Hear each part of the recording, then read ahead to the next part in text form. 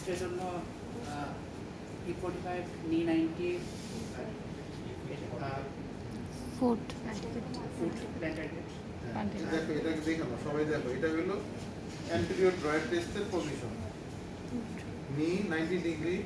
Foot একদম বেডের সাথে আর হিপ 45 এখন তুমি বসবা হচ্ছে পেশেন্টের ফুটের উপরে বসো আলতো বেরো এবার দুই হাত রাখো এটা খুব জরুরি এই যে বুড়ো আঙ্গুল যে রাখবা থাম যে রাখবা মাঝখানে টিউবারসিটিটা কি খোলা থাকতে হবে এরকম ঢাইকা রাখলে হবে আর আঙ্গুল রাখবা কি অল্পসায় তারপরে কি করবা সামনে উপরে টান দাও সামনে টান দিবা পিছনেও ধরতে হবে পিছনে পোস্টেরিয়র টেস্ট সবসময় দুই পায়ে করতে হবে আর দুই সাইড অ্যান্টেরিয়র টেস্ট করে কোন পায়ে anterior drawer test anterior posterior দুইটাই করে ফেলবা নরমালি পরীক্ষাতে যেটা হয় তুমি একসাথে বসে বসো মানে এখন class anterior drawer posterior drawer সবসময় কি করতে হবে কম্পেয়ার করতে হবে এবার আসো লেগ মেন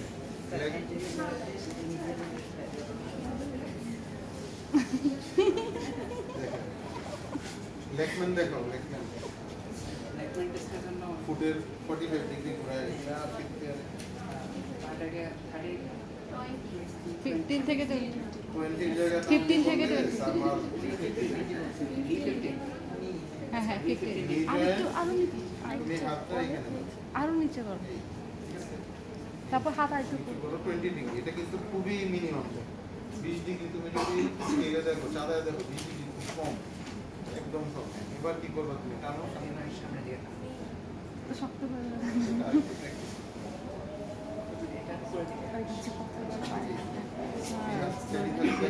এই হাত মরবে না হাই স্টেডি থাকবে এই একটা রিদমিক মুভমেন্ট হবে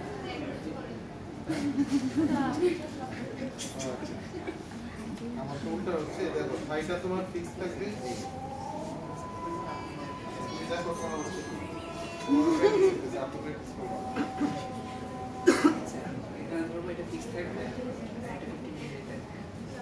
লেগ প্যানে সার্জিটা দেখতে চাই পজিশনটা 15 টু 20 ডিগ্রি আছে কিনা এক হাত থাইয়ের উপর আছে কিন্তু ইয়া আছে ফ্লেক্সিবিলিটি আছে হ্যাঁ ও সাপ্লাই পেছন আছে রাঙ্গু লিগামেন্টাস ফ্লেক্সিবিলিটি আছে ব্রাইটন স্কেল বুঝছো ভেরি গুড নি ফুল এক্সটেনশন হবে পেশেন্টের ফুটটা তোমার ট্রাঙ্কের ভিতরে নিবা নেওয়ার পর নিতে একবার ভেরাস স্ট্রেস দিবা জয়েন্ট লাইনে বললাম ফোর্স দিব আর এই সাইডে ল্যাটারালি চেক করব যে জয়েন্ট লাইন মানে তুমি এদিক থেকে প্রেসার দিচ্ছ জয়েন্টটা এদিকে ওপেন আপ হচ্ছে কিনা এটা খেয়াল করবে কোলাটারাল লিগামেন্ট কি করে দুটোকে ধরে রাখে না ওটাই আর তারপর আবার এই ফিঙ্গার দিয়ে আমি ভ্যালগাস ফোর্স দিব আর এখান দিয়ে দেখবো যে এখানে জয়েন্ট লাইন ওপেন আপ হচ্ছে তাহলে এটা হলো ভ্যালগাস ক্লিয়ার সবাই বুঝছো বুঝলে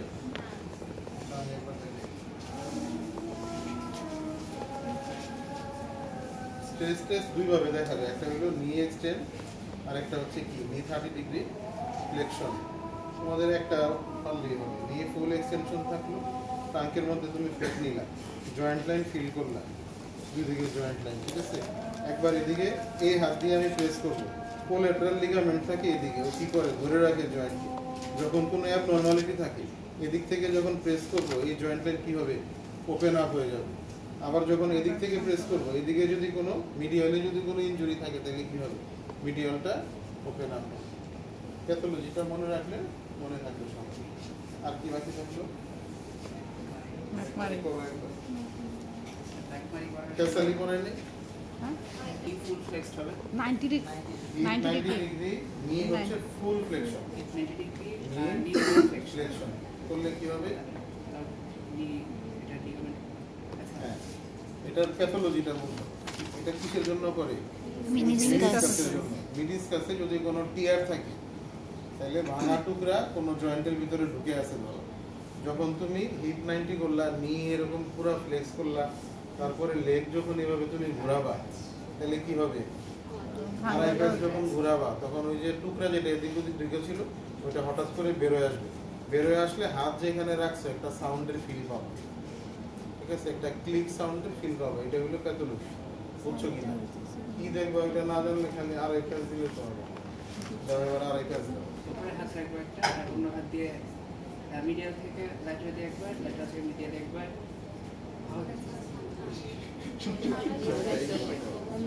আর তারপর আড়াই কাজ হবে। এবার তারপর প্যাচটা ওরা বুঝে নেই। এক ফুল প্যাচ, হ্যাঁ, দুই